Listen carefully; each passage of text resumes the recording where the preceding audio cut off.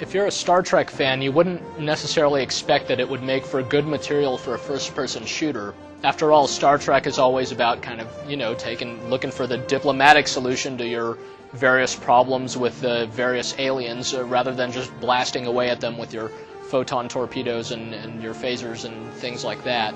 But that's why Star Trek Voyager Elite Force, when it came out back in 2000, turned out to be really a pleasant surprise. It was this first-person shooter based on the Voyager TV series that was really good just as a first-person shooter. Even if you had no liking for Star Trek, you'd still have to recognize that the game just played well and was fun and had a lot of kind of exciting, surprising events to it.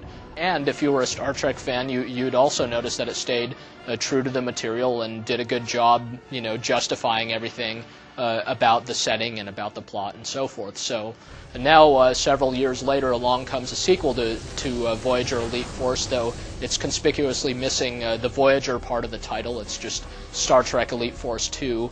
And the game, by and large, is a very good follow-up to its predecessor and does the same things well that its predecessor did, and likewise includes a good solid single player campaign as well as a good kind of fully featured multiplayer mode.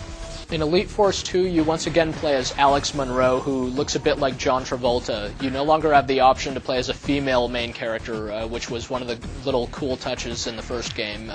You're stuck playing as Alex, and he's the leader of the Hazard team, basically this high-powered crack team of people with rather large Federation weapons that's designed to kind of go in and clean up when your standard Star Trek away team can't handle the job.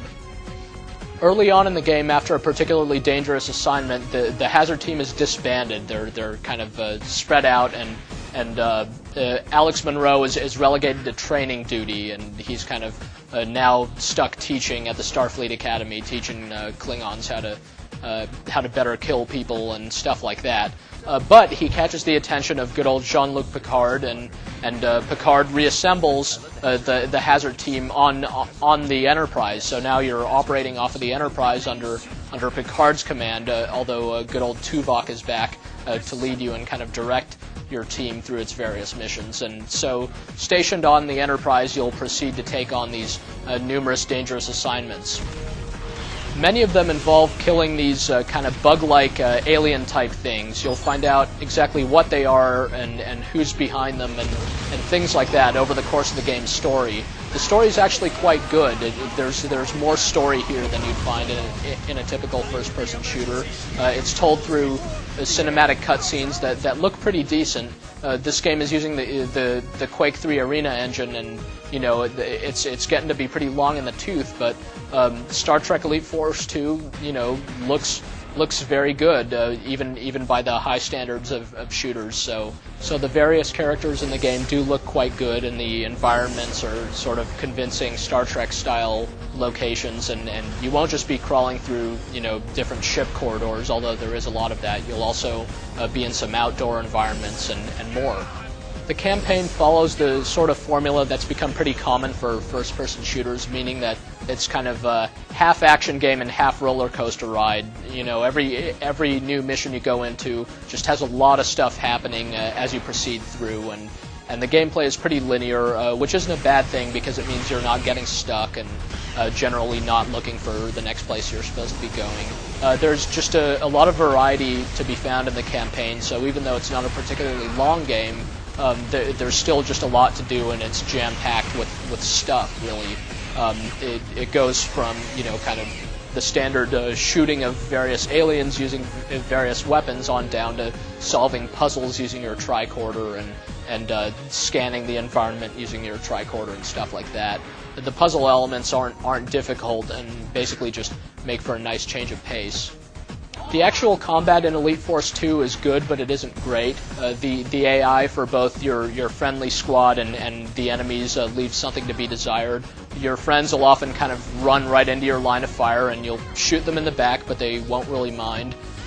Meanwhile, enemies just kind of know how to dodge from side to side, but generally they'll just run headlong into you, and perhaps that helps explain why so many of the enemies in the game are just these kind of stupid insect things where it seems to make sense that they just kind of barrel headlong into you. But you know, it's not necessarily all that fun to be shooting at these mindless types of opponents, and the arsenal of weapons in the game, though there's a lot to choose from, none of them really feel particularly powerful, and they're all just kind of these energy type weapons that are effective but aren't really surprising or seem to pack that much of a punch. Still, the game is tightly paced, and it tells an original Star Trek storyline and just has a lot to it, so if you're a fan of Star Trek or just a fan of shooters in general, you'll enjoy this campaign for what it has to offer. Elite Force 2 also has a fully featured multiplayer mode where you've got Deathmatch and Team Deathmatch, although it's called Hollow Match here. You've also got Capture the Flag and a mode called Bomb Diffusion where there's a bomb at the center of the map and both teams first have to get the bomb and then try to plant it in the opposing team's base. There are also all these little custom variants that you can use to affect the CTF game. You can enable options like one-hit kills and like a specialty system where you choose a character class, kind of like Team Fortress.